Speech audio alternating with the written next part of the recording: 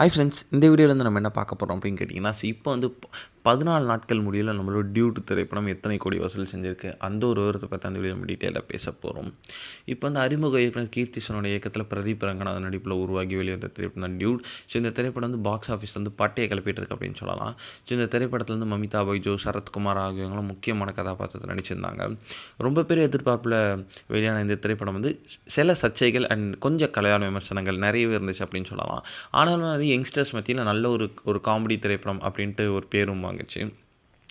So love today, dragon மற்றும் Dude அப்படின்ட்டு தொடர்ந்து 3 திரைப்படங்களையும் 100 கோடி அடிச்சு. ஸோ இப்போ பிரதீப் ரங்கநாதன் கிட்டத்தட்ட தமிழ் சினிமாவில் ஒன் ஆஃப் த பெஸ்ட், மறக்க முடியாத ஒரு ஆக்டர் லிஸ்ட்டில் இருக்காங்க அப்படின்னு சொல்லலாம்.